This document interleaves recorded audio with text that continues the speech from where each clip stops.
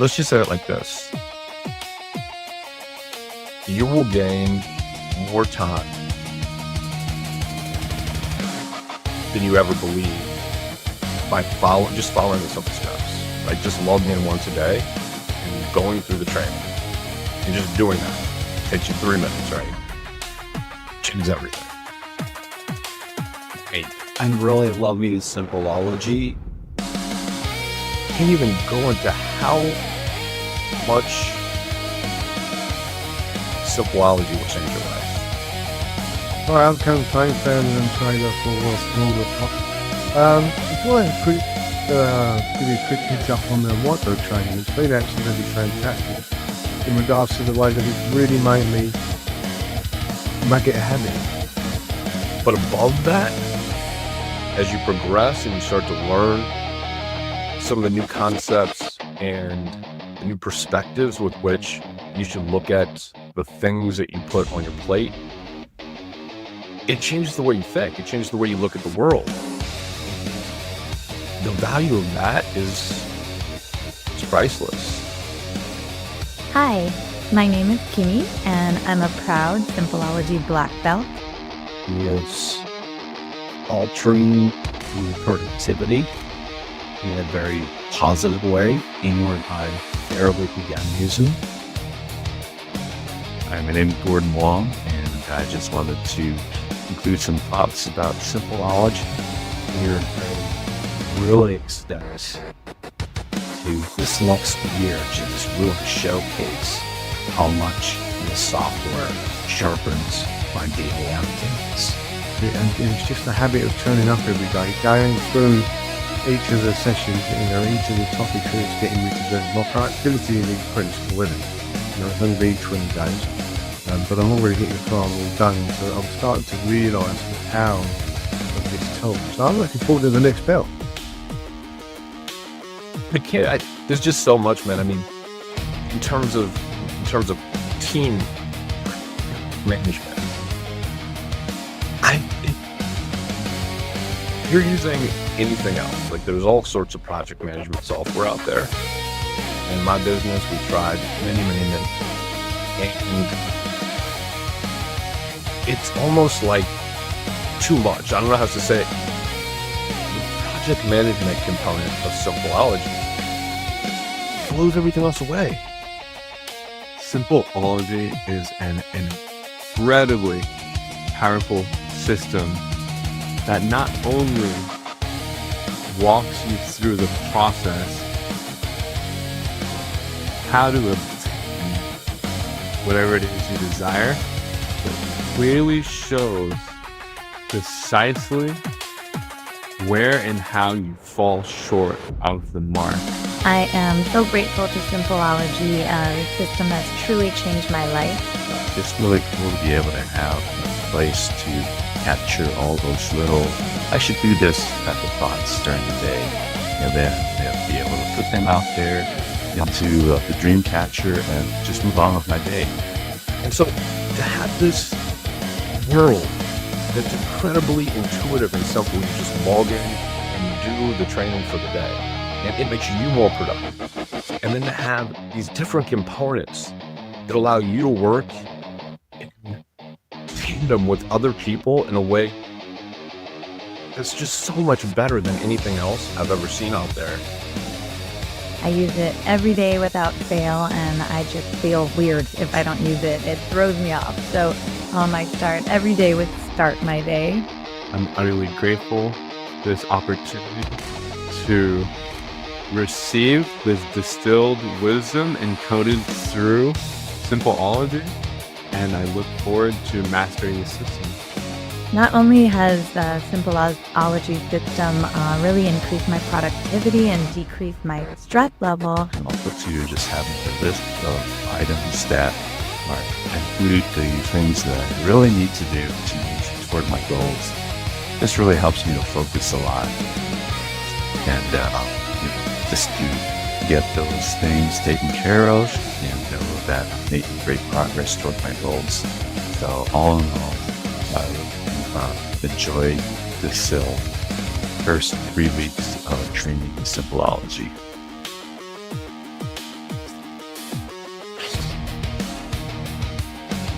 Well, it's one of those things where you're speechless. I mean, it'll change. If you want to get more out of yourself, then you owe it to yourself to get a trial account for Simpleology and just commit for you, just like I did, to have the patience to start your day with your day trading. You just do it once a day. And take it a day at a time and watch. Just watch what happens. You are not the same believer that I am right now. I will give you a reason. But beyond that, I really feel like it created space in my brain by putting the triggers in place so I can be more creative, dream bigger, keep the big picture in mind, and really just never forget anything that I want to do, small or big, so that I can truly design my dream life. You made the world better. And all people have to do is open their eyes and just look. Just see, right? And give themselves a chance. I have been using Simpleology for years. I absolutely love it. I share it with everyone I know. It makes all the difference when I'm using it on a regular basis. I can't express the profound impact not only I just am very grateful. So thank you so much. So thank you, Simpleology. I'm forever grateful. Aloha. And we are live. Hey guys, how you doing? This is Ryan Healy and Mark Joyner, and welcome to the Simpleology Live tonight. And tonight we're going to be talking about how will millionaires be made in 2026. Now, look, none of us are psychic. Nobody really knows. We're not going to get on here and say this is exactly how it's going to happen, because you just can't know that. But I've got an interesting hypothesis based on data, and I want to show you guys the data, and I want to show it to you visually. Before that, Ryan, what do you think, man? What if you had to guess how millionaires will be made in 2026? Imagine people who are shooting for their first million. How's that going to happen for folks in 2026? It's a great question. If I knew the answer, maybe I'd be able to. No, I'm just kidding. Yeah, that's right. That's right. I suspect that some people will do it with AI, and they'll leverage it in ways that help them to be more efficient, be more productive, whatever the case is. Kind of like adding fuel to a fire that already exists. So Right. Existing business owners leveraging AI to their advantage. I suspect there's probably another cohort who go into the trades and start Right. a business in the trades and do remarkably well, just because, there are a lot of old guys getting out of the business and retiring. Yeah.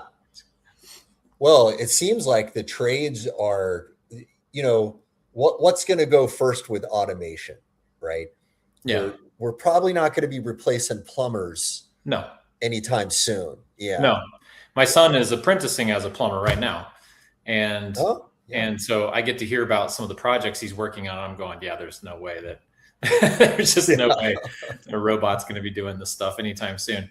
So yeah. Well, with robotics, it's possible, right? But it seems like there are some things that are on the docket to be taken away a little sooner. So let's take a look. So I asked multiple AIs this question. I said, hey, let's look at the last 25 years.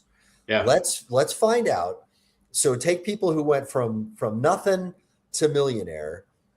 How did that happen for them over the last 25 years? And what industries were they in? And has that changed over the years? Mm-hmm. So I've got a little video here. And I did the best I could to vet this information from multiple sources. I'm going to play this video once. Then we'll probably have to go back and pause because it's really, really short and really quick. Okay, so let's see what this video has to say. Guys, check your sound. I don't know how loud this is going to be, so I don't want to blast your eardrums out. I'm just warning you, have your finger there on the volume key. If you got your headphones in, you might want to be ready to pull them out. But let's see. This might be a little loud. I apologize. We'll see how it goes. Here we go.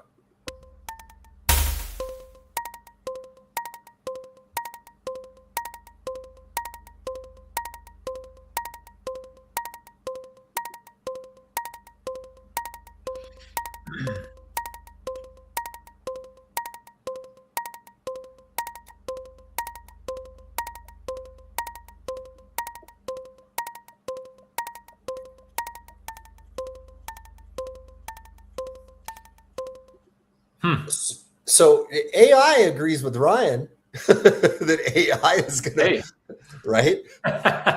there we go. So let's go back. A lot happened there in that video, right? Like this is, it wasn't as exciting in the beginning, but look at this, right? So if we go to the year 2000, number one was real estate, and then it was inheritance, stock market, tech startups, small business, corporate equity, e-commerce, and then you got creator economy, crypto, and AI and automation are at zero.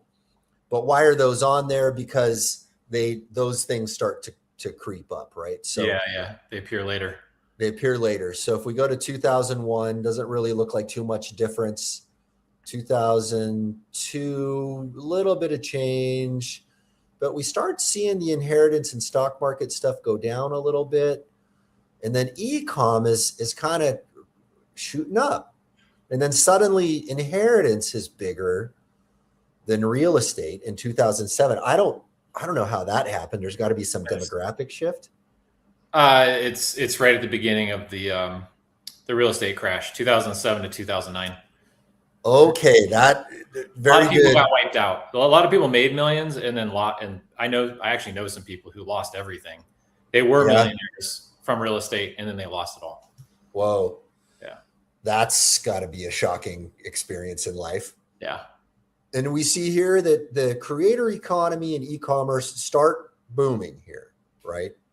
Yep. And then 2008, those are shifting. And then suddenly crypto, you got some crypto millionaires, 1% all the way back in 2010, which I don't know. Is that even possible? Because when was Bitcoin created? I don't even remember hearing about it until around 2009, I think. I think it was 9. Yeah. Yeah. Maybe. Had to do something extraordinary with BTC back in 2010 to be a millionaire. Seriously. But okay, so we keep going, and then creator economy is booming, and then e-com displaces corporate equity. And then it keeps creeping up. There's the real estate bounce post crash, because that lasted through 2013. Yeah. Man, it's good you know this information. I was sitting there, man, I didn't know that. There's a lot of mystery on here, but that clears up a really big one. Okay, so then you notice AI and automation, 1% in 2014. And so this is way before so what I think what they're probably factoring in there was that there was a lot of AI before the ChatGPT million user moment, right? We had I think they're probably factoring in, people creating simple automation bots and things like that. That stuff was there back in 2014. Yep. Let's see what happens. So then crypto and the creator economy keep shifting up, and then tech startups displace real estate, which is very interesting for the 2018 period, because it does seem like there was a bit of a boom there. Ryan, you're old enough in the internet era to remember the crash, the original crash. Mm-hmm. Were you working online back in 2001? No, I was not. I started online 2004. I was working at Merrill Lynch. Yeah, I was working at Merrill Lynch back then. So I was in the 401k business. Okay, that's interesting. We got to have a conversation about that. I want to hear your thoughts about how that has shifted. Okay, so we see tech startups bounce up there. And now, okay, so see small business is way down here now in the number 9 position, which is interesting, right? Now, I don't know how they're distinguishing small business. Yeah, I would assume like local brick and mortar, local service businesses, things like that. Because I was thinking like, well, I'm a small business owner, but wait, I was in e-commerce really. Right. You know, Right. maybe I'd be counted there, not small business. Yeah. I'm curious how, when you say e-commerce, because this is very interesting evolution of that word. When Yeah. you say it, because there's a very specific thing that the millennials and the Gen Zers and all those guys say. When you say e-commerce, what do you think? Well, I view it from an email marketing perspective. So I'm seeing it very narrowly. Yeah. But I think e-commerce as a term applies to all commerce on the internet, really. Yes. It's all commerce on the internet versus when I say e-commerce, like an e-commerce site, it's a specific style of website, usually a Shopify store or something like that. Yeah. No direct response copy, it's image driven. Right. That's your view of that term is what the younger generation sees it as well. And I remember back in the the 90s and the early 2000s when we said e-commerce, it was just like, if you have a website that can take a transaction, that is all collectively e-commerce. But now people tend to mean like a physical product that you're shipping from a warehouse somewhere, right? As opposed to digital. Yeah. So here we go. So going forward, crypto's really up there now, right? Yeah, it is. 13% in 2021. And then go ahead. I bet a lot of these tech startups too. I bet a lot of the people who became millionaires did it through stock offerings. Yeah. Or reserve stock units, RSUs, where employees get paid. They get like quarterly stock distributions, things like that. Yeah. So in a way, it's like some of these tech startups, I bet they got rich through the stock market, really. I bet they did. What I should do is once we're done here tonight is go back and maybe we can generate some hard data about this by the way, for those of you guys who are not watching this inside the Simpleology portal, we'll see some of your questions, but we're going to when we get to Q&A here, we're going to give priority to the questions that come in through the portal. So we may or may not take your questions if you're watching on Facebook or wherever. But if you come back, maybe, I don't know, maybe should we make this for only Simpleology members if we do a detailed report about this? Because these are really good questions. I would like to know, how are they defining the tech startups? Where did those tech startup guys make their money? Was it from, it probably wasn't, I made profit and I put it in my pocket and took it home. Right. Yeah. I mean, there are only so many guys at the top making the big bucks. That's right. That's right. Yeah. Yeah. You know what? I think axiomatically what you're saying there has got to be true. Yeah. So AI and automation is down at the bottom in 2021, but let's see, how do we go from here to the number one position so rapidly, and what happens in between? So if we go to 2022, got a little bit of shift there. What happens there? So creator economy is going up. Crypto took a bit of a drop there. And crypto's going down more. And it's probably the bear market. So 2023, then small business all the way down there at the bottom in 2023. We got to find out, how are they defining that? And then, okay, so AI and automation by 2024 is really smoking right now. It's halfway up. It's the number 6 position. E-commerce still holding strong. Tech startups still at the top. See, where does tech startups end up? So if we go to 2025, okay, so because we're in 2026 now, so wow. So tech startups are still strong in 2025. Real estate, stocks, those are still strong. E-commerce. Crypto is kind of related to stock market. I mean, it's, right. Similar idea. Right. I'm surprised. So the inheritance thing surprised me. I didn't really consider inheritance when you first asked the question, because I was thinking about what things you have control over, right? What things you can actually do. Right. Versus just a relative dying and leaving you some money. But the boomers, I think, inherited a lot from their parents as Right. their parents have passed on. I saw a headline the other day that said a lot of boomers are actually trying to not leave anything for their kids. They're trying to spend it all. They're trying to, yeah, just like this trend, like or they're leaving very little. Like they're not really big on leaving any sort of inheritance for their kids. I don't know how widespread that is, but I mean, it kind of fits with the data. Right. It just falling from like what it was, a number 2 in the beginning. It was 1 at a point, and then now it's like 9. Yeah.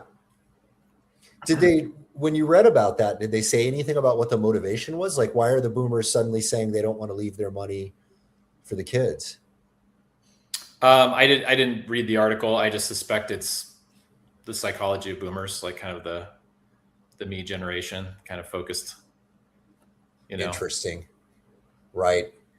And I don't say that to say all boomers are bad or anything like that. There's plenty of generous boomers out there. I'm Gen X, so I'm not offended. Right? I'm Gen X as well. I was like the last year of Gen X. So what year were you born? 79. 79. Okay. Wow. So that's the last year of Gen X. I guess I'm the beginning. I was 68. So yeah. Huh. Well, we're all collectively boomers to the younger generation, right? I know, right? Yeah. You complain about anything about young people. You're a boomer. That's right. Okay. Whatever. That's right. It's the way to dismiss conversations now. Okay, boomer. Yeah.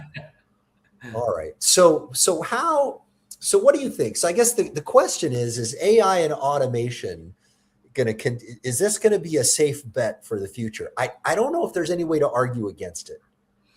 It certainly seems like that's the dominant trend, right? And I think a lot of tech startup, I don't know how they're going to distinguish between tech startup and AI startup, because an AI startup is tech. Yeah. Right. So, the lines get blurred there, but it Right. falls into either bucket, right? 1 or 2. I mean, both of those are doing really well. So, I think it's going to be a pretty strong trend for the next 5 years. Well, it'll be very interesting to see what happens. Yesterday, Claude released this Claude tag thing, and apparently a bunch of startups who were integrating with Claude are now just done for, because have you seen this one, Claude tag? They're releasing something new every 48 hours, but no, but apparently, so it's actually hurting other businesses that have connected to Claude. Yeah, it's the damnedest thing. So Claude tag is basically you go into Slack. So it's specifically designed for Slack. I imagine that's probably low hanging fruit, and there will probably be others as well. So they start with Slack, and you can just tag Claude in a Slack chat. And now they're pitching it as Claude is a member of your team, right? So you collaborate with your team inside Slack. How dare they? They should be on Simpleology, of course.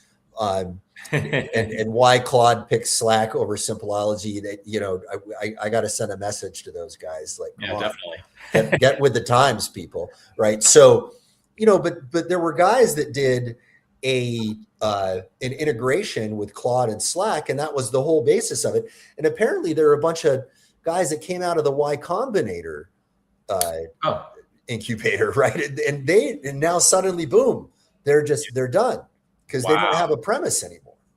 Because basically, the Claude solved the same problem. So now, right.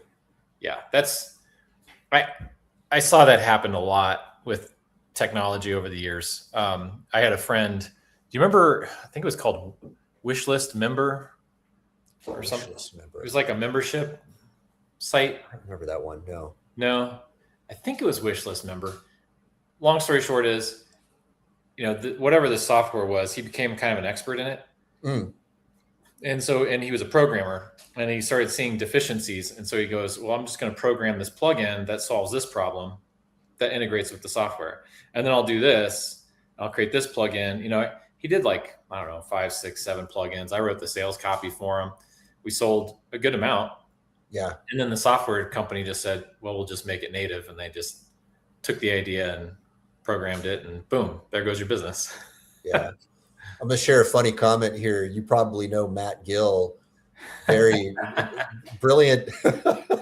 He's making a call to something only us boomers would know. I think it's a Saturday Night Live skit. It was, making jokes about what would happen in the year 2000. I believe that's what Matt Gill, brilliant marketer, by the way. I'm sharing his comment because I know he's a Simpleology member as well. So some of you, yeah, you've got some other guys, Craig Meager, who's also a Simpleology member on LinkedIn.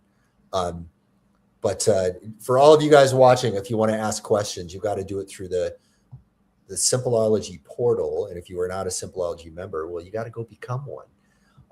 And then we will take your questions more seriously. But I will take funny comments. If you got a funny comment, maybe we'll show it. So you'll get paid for being funny. So you're totally right about that trend. Apple has done that. Microsoft has done that. There are people that they created things for those platforms, and then the platform created the thing. Yeah, the thing was no longer necessary, right? It's high risk, man. It's high risk. It is really high risk, and I remember.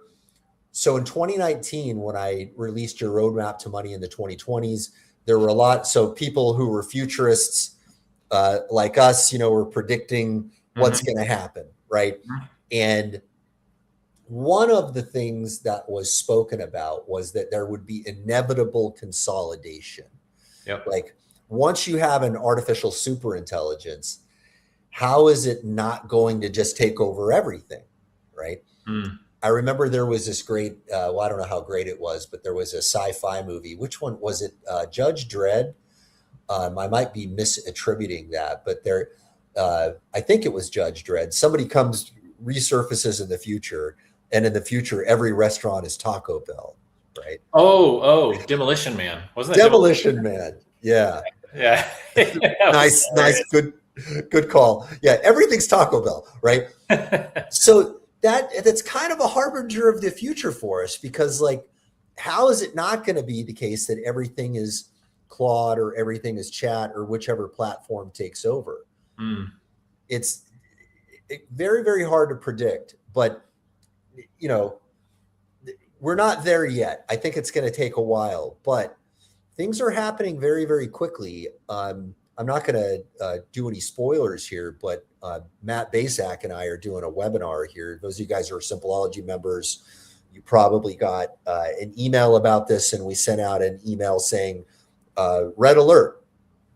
And I'm not going to spoil, but there were some statements that came out in the last 48 hours that literally made the hair on the back of my neck stand up.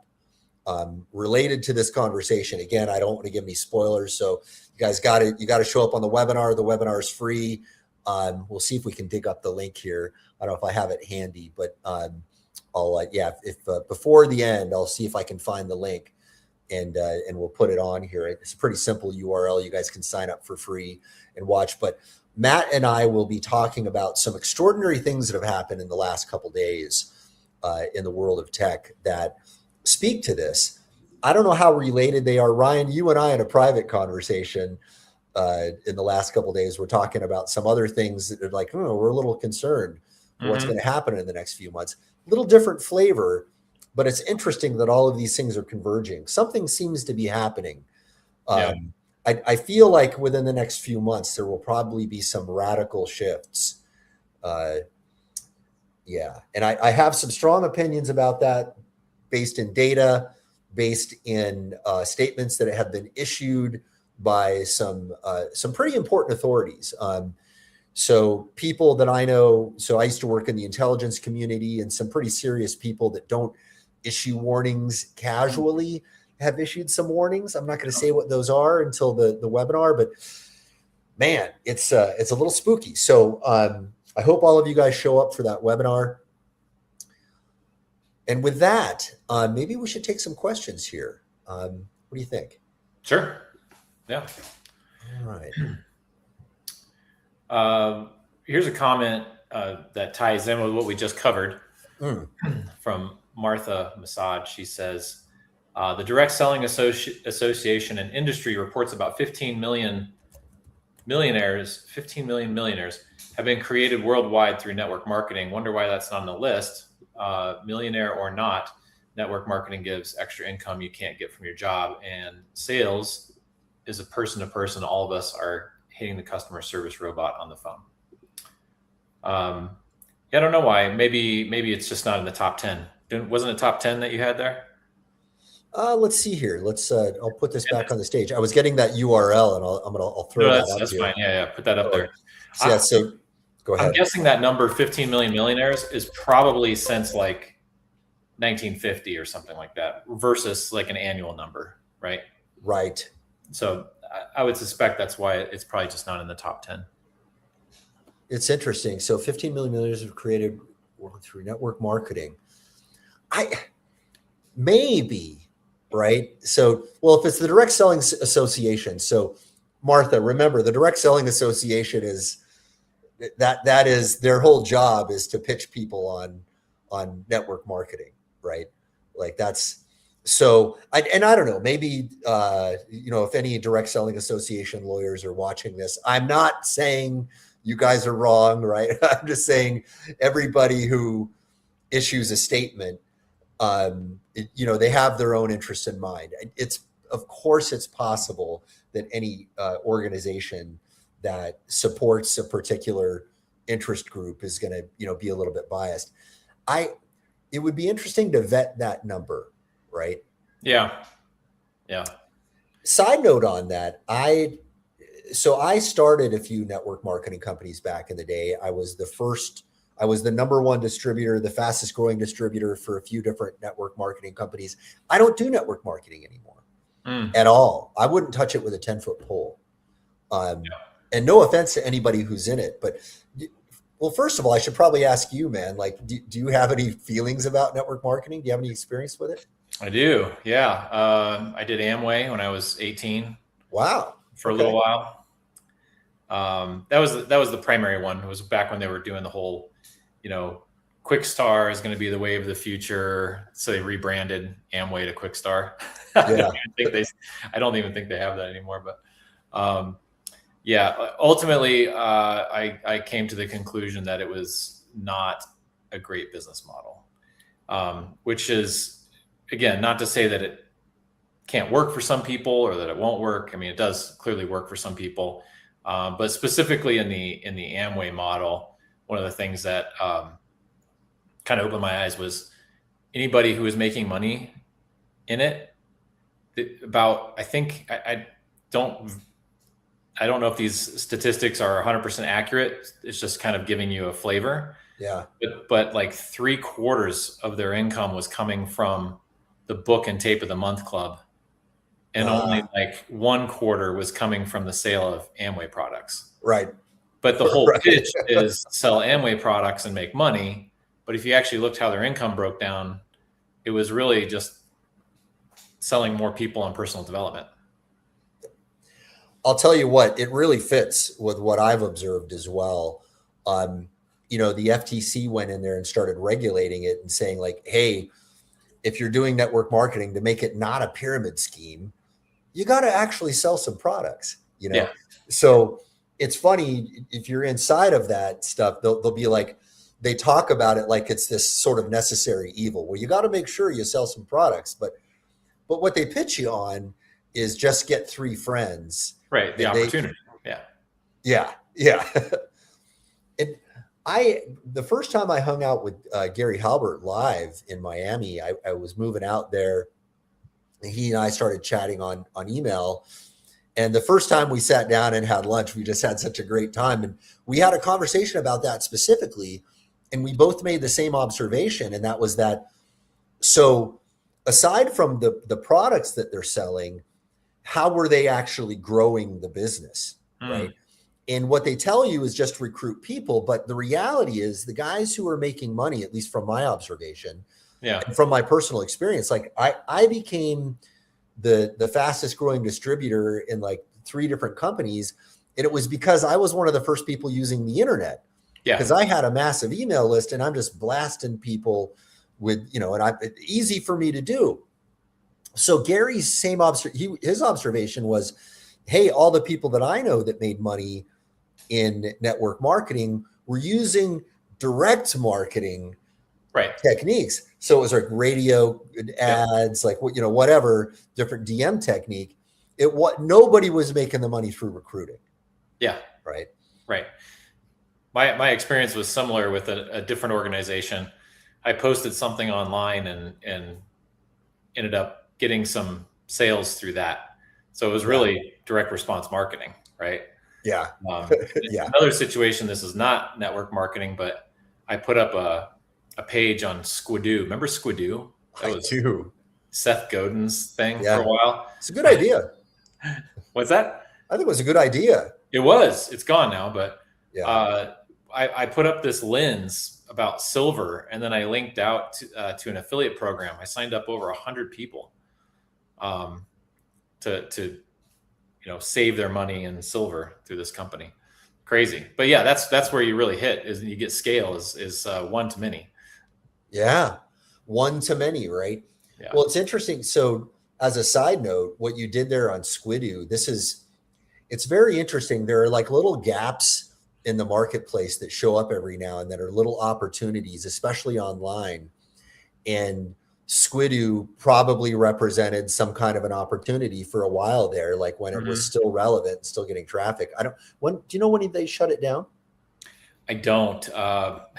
It was a few years ago when I went like, hey, I wonder what happened to that page. And the whole site was gone. Just gone. Yeah. Yeah. Yeah, props to him for trying it. I mean, it was a very ambitious idea. And obviously it got, for a while there, it was getting enough traffic to make you some money. Oh, 100%. I think that site did really well in search engines for a while. So, yeah. Yeah.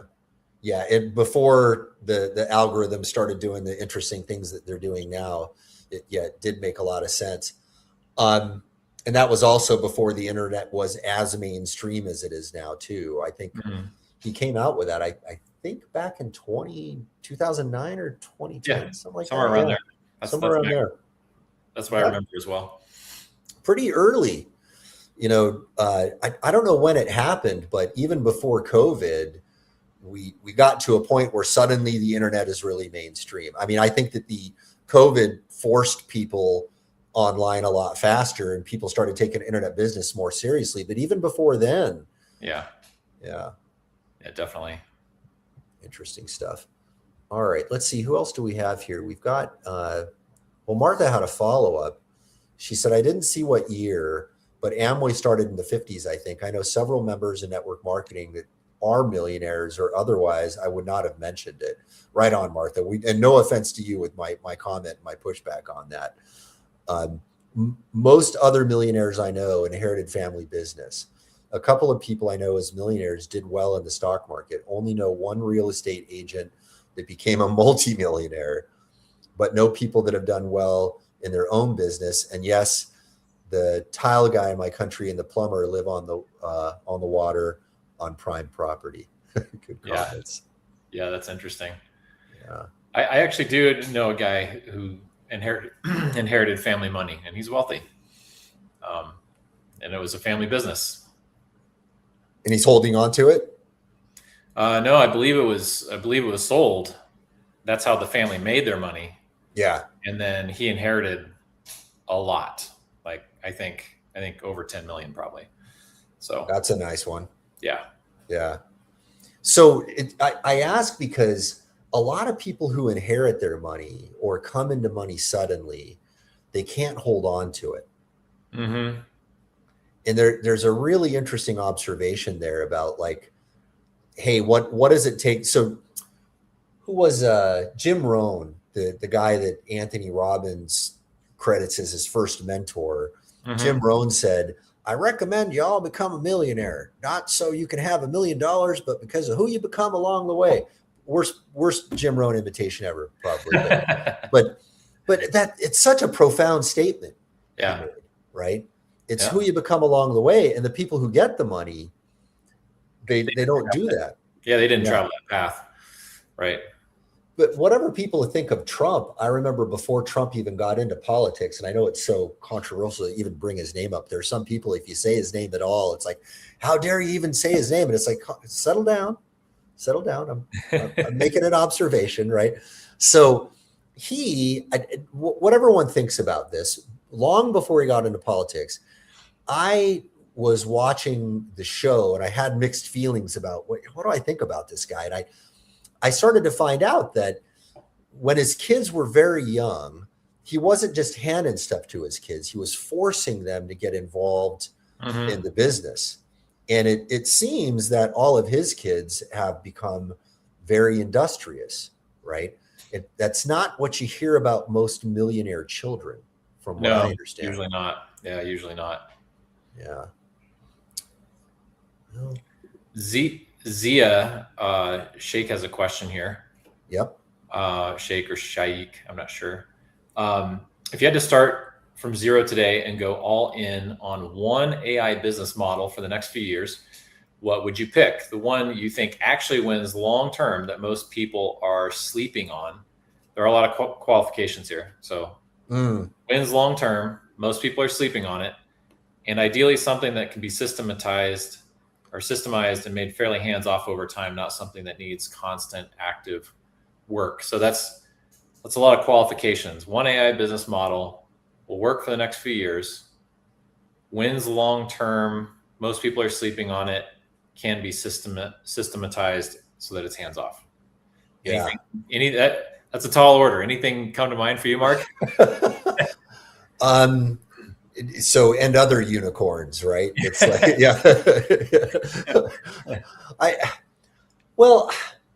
I think that there are a lot of people who are kind of barking up the right tree with the agency business. I think we've probably got several years of agents. And by the way, most agencies that pop up all over the world are just, utterly fraudulent, right? It's like most of the marketing agencies out there. It's like some guy who says, well, I see some guy over there. He seems to be a guru and he's just talking and people are throwing money at him for talking about things and giving advice.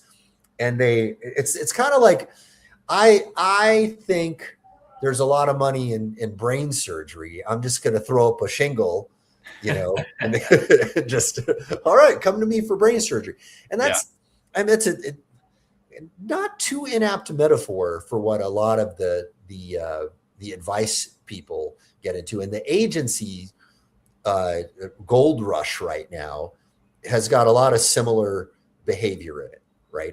But that said, I think there's that behavior because there is a lot of money there, because just like in the early digital marketing years, before digital marketing was de rigueur, and I think there's still probably a lot of low-hanging fruit left just on that tree, there were a lot of people making money going to people offline that had no idea what was going on online. And it was like, hey, man, I can just do some Google Maps and simple stuff for you and help you make a lot of money. Yeah. And those agencies were very, very prosperous, a lot of them. Right? They were. You just get them on Google Maps, get a review system set up, get some local SEO going, just fundamental stuff that does require work and ongoing work, right? You've gotta identify clients, pitch clients, close clients, and then fulfill. Right. But if you can do it systematically, you can have somebody on your team who fulfills on the service so that you don't have to do it. Or you may even be able to hire a sales guy who hunts people down. Well, the same thing applies for the AI business. And I was going to say the same thing as you, actually. Yes, it requires work, but at this stage in the game, I think there are a lot of companies who want to utilize AI in their businesses better. They want to use agents. They want to do this and that. And so if anybody listening can figure that out and, figure out a way, a systematic way of implementing AI in a certain kind of business where there's a need, they can target those businesses and then just like a stamp, just kind of provide the same service for each business. I would not advise being like a one-stop AI shop will do all things for all people, because Right. now you're trying to solve too many problems, and you're getting deep in the weeds on every single client. So Yep. I think that's splendid advice, because the agencies that have a hard time tend to be the ones that try to be all things to everyone, and they're people pleasers. But yeah, the guys who are successful are like, well, can we systemize this, right? Which is, yeah. you know, Jerryman to Zia's question. Now, I would tell Zia, I don't want to give away too much. I'm just going to kind of hint at what we're going to talk about on this Red Alert webinar. If you guys are curious about that, just go to fastestway.com/live. That's the webinar that Matt Basak and I are doing in a few days here. But I'll give you a little hint of part of it. This isn't the whole enchilada by any stretch of the imagination, but there was something that I talked about in your roadmap to money in the 2020s. And I said, hey, I'm a little concerned of what happens when you automate things too much, right? Mhm. What happens to humans? And I don't think I'm necessarily thinking of anything new here. Were you an H.G. Wells reader back in the day, or? I have not. He's one author I've not read before. You would find him particularly interesting because he was very much a technocrat for a long time. And if you read like The Shape of Things to Come, and that, you know, he was predicting a great, wonderful utopian future.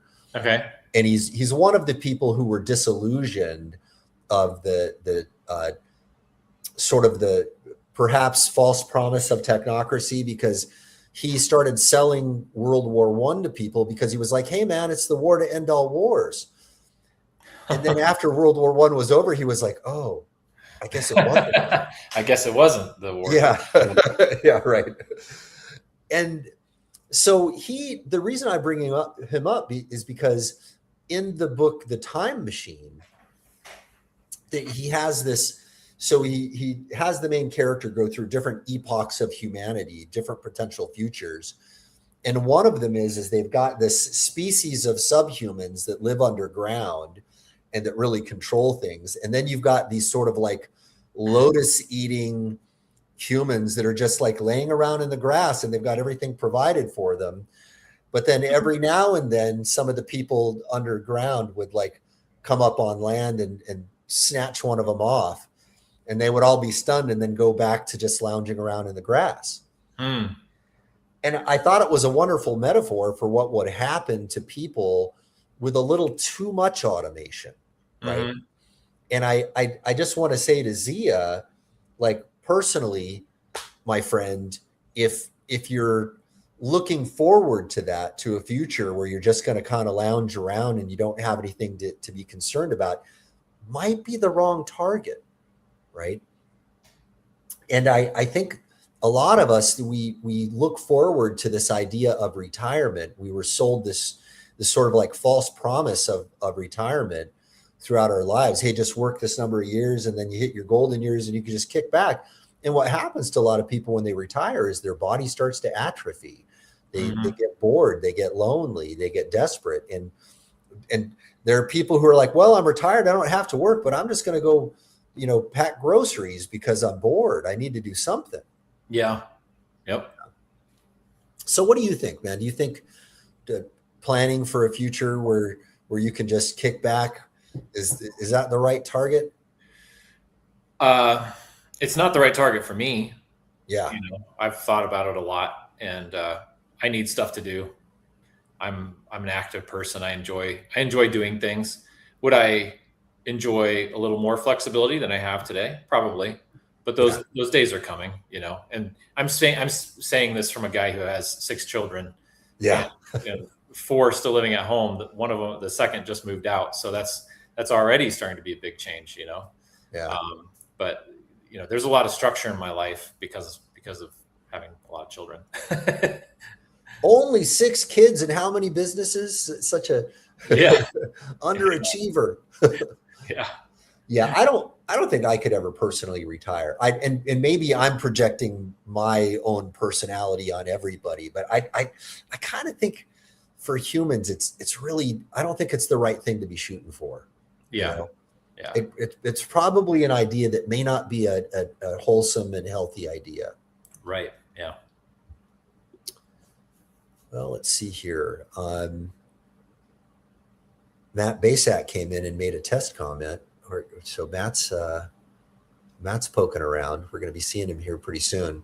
Let's see. We've got another comment here on. This is a funny question here. This isn't a question, but this is Craig Meager. He's a longtime Simpleology user. He says, "I'm lifetime, Mark." But and then he made a comment about God bless Ted Nicholas direct response. It's kind of funny. Matt Basak and I were both really good friends with Ted Nicholas, and Matt has the in a storage facility, all of the old physical stuff like that somehow ended up in Matt's possession because Matt was really close friends with Ted too. Wow. And I think Matt or Ted just, handed all that over. I think Matt needs to do something with that. If Matt's watching, Matt, we've got to let us help you sell that. I think we actually were the first company to publish for Ted Nicholas back in the day. One of the really fortunate things that happened was when I started the first ebook publishing company, I got the opportunity to be connected with a whole bunch of different direct response guys. And that's how I met Ted. We did the first publishing, digital publishing for Ted, for Brian Tracy, for a whole bunch of these guys. We even did some for Matthew Lesko, if you remember him. Oh man, yeah.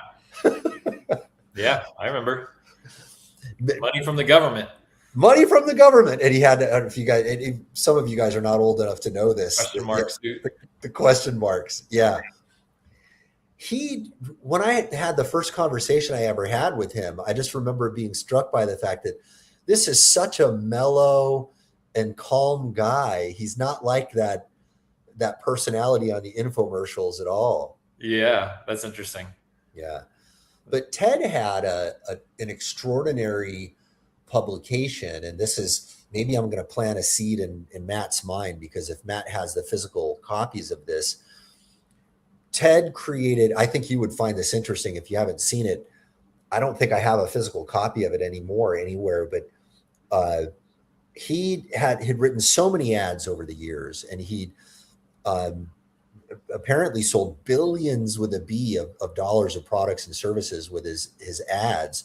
And he did a compendium of his best ads, and he ranked them from 1 star to 5 stars. And 1 star was an ad that was really, really good. 5 stars was just a, grand slam. Grand slam, yeah. Yeah, great ad. And I remember just pouring through that and just trying to see the difference between the ones that were 1 and 5 stars. Yeah, that's interesting. Yeah. What a tremendous resource that was. I was physically at that warehouse when I visited Matt down in Alabama. Oh yeah. A few months ago, but I was looking for that, but we didn't open up enough boxes to find one. Yeah. Matt, if you're watching, we got to do it. It's like a policeman hunting through old, file boxes, trying to. That's right. That's right. Find the right case file. Did you ever see Silence of the Lambs? It was. I did. Yeah, it was. I probably saw it at too young of an age, 8th grade. My apologies. Yeah, 8th grade is probably altogether too young. I was in the Army when I watched it, and it scared all of us, right? But, Yeah. But I remember a lot of clues were in a storage facility there. All right, Yeah. that's probably a very grim side path. We've got one from Kurt Summers here. He says, AI makes it easier than ever to create products and content. What distinguishes the entrepreneurs who build lasting wealth from those who simply create more noise? It's a pretty profound question, really. Yeah. The first thing that comes to my mind is that assuming that somebody is using AI to create products and content, I think that might be the assumption here, is that you've got to include your experience and unique insights, in whatever it is you're selling. AI can't really replicate that for you. People want to hear from another person. They want to hear about your unique experiences, what you've learned from those experiences, and both your mistakes and your successes. They want to learn what not to do and what to do. So you've got to bring your experience. First, you got to have it, though. Yeah, that's right. That's right. Well, dude, I think you're so right on the money with that for a number of reasons. I think if we project ourselves into the future where all things are automated, and I mean, think about it, right? Like water is quasi socialism in most countries, right? Because it's so cheap, it's so automated, it's so systemized that you don't really think that much about the price of it, right? What happens when we have everything so systemized and so automated? Now, even though guys like you and me, we hear socialism, we know the history of it, and we're like, it's not such a good idea, right? But technology kind of changes the dynamics of that, right? So I don't know if the same negative outcomes are going to occur. We know historically that socialism sold everybody on the idea of everything's going to be equal, but then there was an inner party that was just as corrupt as any capitalist institution ever was. Right. Yeah. I mean, what we're seeing in our state, and I think it's probably what happens in a lot of states, is they get bills passed for their pet projects, raise taxes, collect more money, and then what do they do with it? They give it out to an NGO, non-governmental organization, that then fulfills whatever the new pet project was supposed to do, but they do it as cheaply as possible, right? Because they're trying to maximize profit, and there's no real mandate usually for quality. Yeah. And so they do it as cheaply as possible. They make tons of money, and then a lot of that money goes right back to the politicians who gave them the contract. So it's essentially money laundering is what it amounts to. Essentially money laundering. Yeah. And there are a lot of schemes like that are employed, that they're more and less sophisticated ways of laundering that money. It's going to be sorry, go ahead. And anywhere, this is my heuristic or axiom, whatever, anywhere where there's a lot of money, there's a lot of fraud. The more money there is involved in something, the more fraud there will be. Yes. So if you look at where the most money is, usually that's at a governmental level, right? Because they've got a taxing authority on millions of people. So more money, more fraud. That's kind of how I see it. I don't know if I'm right, but it seems that way. It seems axiomatically true, right? I mean, where are fraudsters going to go? They're going to go to where money is. And so, I guess it's easier to hide in large numbers, right? Yeah. So it's going to be really, who knows what's going to happen at the ultimate end of it. But I think that there is probably going to be a period of time where the only thing that's going to matter is the human connection with people. Yep.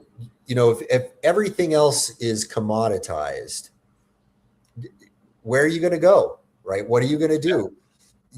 I don't think AI is going to fill that hole in your soul, that everyone has.